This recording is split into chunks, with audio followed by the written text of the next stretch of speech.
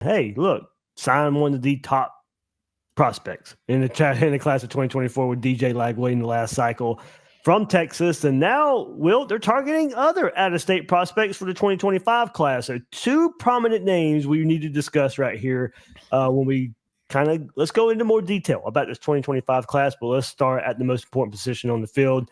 Those two prominent names are Ryan Montgomery from Ohio and Antoine Hill, hailing from the state of Georgia. Let's start with Montgomery. It's been associated with Billy Napier and his staff for a long time, Will. Billy Napier visited his school a few weeks ago, strengthening their already solid relationship. Montgomery, a 6'3", 210-pound four-star quarterback. He plans to make an early decision. He's visited several schools recently. The visits include South Carolina, Georgia, Florida. Way back in August, he listed Florida, Georgia, Michigan, Penn State, and South Carolina as his top five. But it looks to be a top three right now between Florida, South Carolina, and Georgia. As it stands now, it may come down to a decision pretty soon, sometime this spring, between Florida and South Carolina. He said he wants to make his decision before the spring, and Georgia looks to also be pursuing USC commit Juju Lewis right now. So, hey, look, a timeline of commitment maybe coming soon. If it comes soon, that favors the Gators or the Gamecocks at the time. So Montgomery comes in as the 199th ranked player overall on the 24/7 Sports Composite, the 15th ranked quarterback. The On3 Industry Rankings has him as the 242nd ranked player overall and the 19th ranked quarterback. All right, let's move on to Antoine Hill, decommitted. If that name sounds familiar, he had a lot of headlines when he committed to Colorado, but decommitted from Colorado late in November. Visited Gainesville in January. Four-star quarterback enjoyed his visit. Plans to return for more visits. Probably looking for some this spring. Considered one of the country's top quarterbacks, a top 100 player overall. 24/7 Sports Composite ranks him as the 67th overall player in the country, 6th ranked quarterback. On3 Industry ranks him as the 76th overall and 7th ranked quarterback. According to Max Preps, 6'4.5", 215-pound Hill completed 203 of 312 passes for 2,732 yards, 31 touchdowns, and 5 interceptions last season. Plays in one of the highest qualifications in Georgia up there in Houston County. Big arm quarterback, pass first quarterback, picks up most of his yards on scrambles, not design runs. Florida State, LSU, Louisville, Texas A&M, Michigan, and Alabama are also interested in him. He mentions Billy Napier's work with Anthony Richardson and the potential with DJ Lagway as reasons for the high interest in Florida.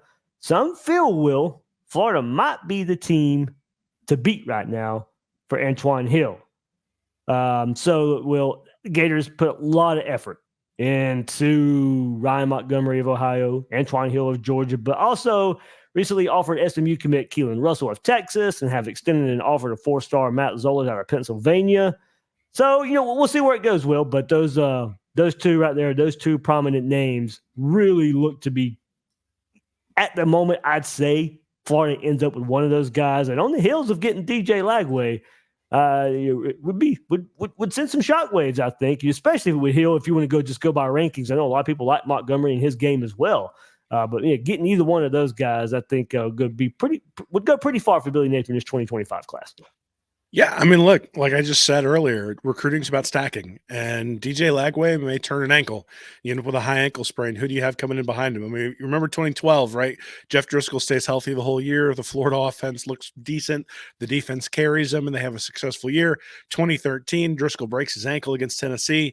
All of a sudden, you got Tyler Murphy. Tyler Murphy hurts his arm. Now you got Skylar Morhenwig in there, and obviously we're seeing we saw that was not the most fun thing in the world to watch. We've also seen where they brought in two quarterbacks at one time, where they had Driscoll and Jacoby Brissett in at the same time. One guy transfers out. All of a sudden, now you don't have the depth that you need. So really, at the quarterback position especially, you need to stack them year after year after year after year. And that's really one of the things that I think we can say for Napier, at least he seems to understand. It's just that we had the thing with Jaden Rashada a couple of years ago that prevented that from really stacking up in Gainesville. But look, it's the most important position on the field. I think we all are excited about what DJ Lagway can bring. But as much of a can't miss prospect as he is, some of those guys do miss. Some of those guys suffer injuries. Some of those guys just, for whatever reason, don't pan out. And you got to have backup plans in order to make sure. And these guys are not like, 3-star, ranked 100 or 1,200. And, Ryan Montgomery has has offers from just about everywhere. It's a who's who of college football. I think his brother plays for Ohio State, so certainly coming from an athletic family.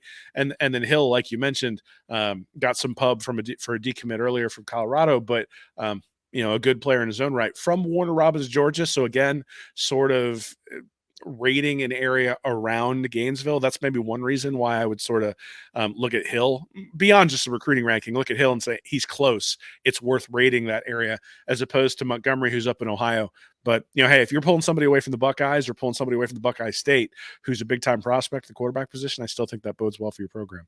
Yeah, timeline's really interesting here. Montgomery, I mean, look, if Georgia's in the lead, but they may be showing love somewhere else, does he want to wait around on Georgia, or is it really truly going to be Florida, South Carolina, maybe even before that?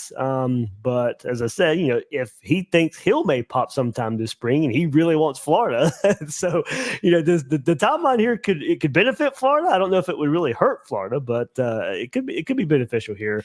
But I gotta think at the moment while we're sitting here mid-February, one of those guys will be quarterback for the class of 2025 there for the Gators. Got the class, got 3 commits, but who could be next? Florida could add, and the most likely would be offensive line Peyton Joseph out of the state of Georgia, out of Warner Robins. His teammates with quarterback Antoine Hill. 4-star Joseph is the 121st overall player in the 24/7 Sports Composite. And 123rd on the On3 industry rankings. So he's a 5th ranked interior offensive lineman there in that service. Florida, Michigan, Tennessee, Miami, LSU, Florida State, Penn State are his finalists. So up there with some big names. Florida received his last visit before the dead period when there were already good feelings around him in Florida. Joseph is set to commit this Sunday, February 18th. So it would seem likely if we're looking at the next commit and where it sits right now, Florida looking good. So Joseph looking like the next possible commit right there for the Gators along the offensive line. Others to keep an eye on: Will Mandarin in Jacksonville, right down the road from me. I'll help out right here if I can. Safety Hilton Stubbs. I mean, I could be at Mandarin High in 5 minutes there. So highly rated safety target right here in the state. We just got through talking about 49th overall in the 24/7 Sports Composite and the 4th ranked safety in the country. On3 industry rankings has him 1 spot lower. The 50th overall player also has him as the 4th best safety. 6'2", 175 pounds, a stringy safety prospect with the instinct and skills to make plays, create takeaways, can deliver a blow as well, and overall willing participant in run support. He thinks the commit is likely to come sometime in the summer after some official visits, but he wants to name top schools sometime this spring. I guess the question would be, could Florida push it up faster? We discussed the quarterbacks earlier. Either one of them could be on commit watch as well in the coming weeks. But also add in another safety prospect, 4-star safety Keon Young from Lakeland.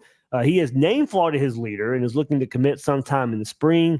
A 4-star comes in as the 278th overall player on the 24/7 Sports Composite and the 21st safety prospect.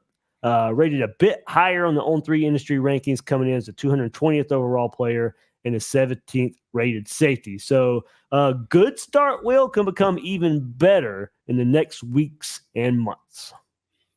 Yeah, I mean, I don't think there's any doubt that Florida's going to get a lot of really good players in this class. They're going to be able to sign a bunch of those guys. And certainly that starts with a guy like Peyton Joseph. I mean, if you look at his tape, a right tackle on tape when you look at it, but a road grader, a guy who really looks like he can move the line.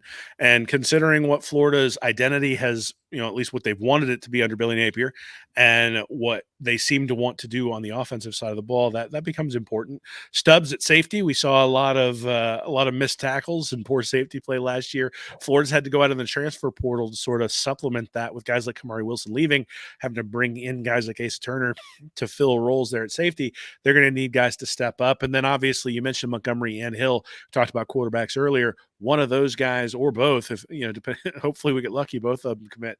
But look, you get one of those guys, and all of a sudden in June, if you've got Joseph, Stubbs, and Hill in the fold, this recruiting class is looking really, really good. You add a 5-star, you add another guy from sort of that top 10 in the Florida rankings, and everything looks pretty good heading into the season.